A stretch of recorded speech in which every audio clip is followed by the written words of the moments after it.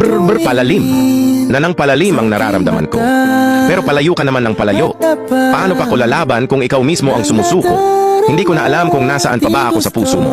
O nandoon pa ba talaga ako? Ang sakit lang isipin na habang pinipili kita, matagal ka na palang may piniling iba.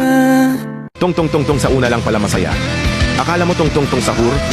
Hindi. Sa una lang kasi nararamdaman yung saya. Yung tipong papasayahin ka lang saglit tapos kapalit lungkot na malupit. Langhiyang pag-ibig yan ang sakit. Bombombini di pinili. Anong akala mo? Bombombini gusin? Wakyo di ka pinili gago, ikaw kasi magkaibigan na kayo. Umamin ka pa talagang hinayupak ka.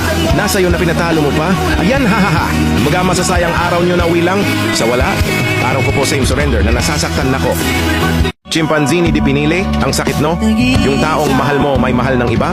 Yung tipong buong buhay mo inilaan mo sa kanya, pero bandang huli hanggang kaibigan lang pala. Ang sakit lang talaga na yung taong pinili mong mahalin ay hindi ka kayang piliin. Lirila, ginawa mo akong tanga. Akala ko may ibig sabihin yung mga pagchat-chat nating dalawa. Sa tuwing napapatawa kita, akala ko ako na. Yung tipong, baka ako na nga yung dahilan ng mga ngiti niya. Binigyan mo ko ng motibong mahalin ka, pero pinaasa mo lang pala. Tralalelo tropa lang. Akala mo tralalero tralala, pero tropa ka lang pala. Gago, akala ko may something na tayo eh. Akala ko pag chinat mo ako ng ingat ka ha. May ibig sabihin, tangina pala, sa OP lang pala ng magtropa yon. Tangina, araw-araw kong pinipigilan sabihin na mahal kita. Tapos bigla mo lang akong tatandaaran ng mahal din kita. Bilang tropa. Anong bilang tropa? Tropa mukha mo. Ayoko masira friendship natin. Putang ina, sira na nga eh. Tangina ang gulo mo. Ballerina, may iba na siya.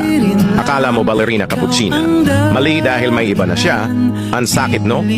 Kaya mag-move on ka na dahil hindi na ikaw ang mahal niya o minahal ka nga ba talaga? Cappuccino, ang sakit no? Yung taong mahal mo, may mahal ng iba.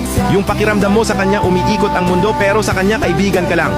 Tipong hindi mo maamin na may gusto ka sa kanya dahil ayaw mo masira pagkakaibigan nyo. Haha, sakit nun no?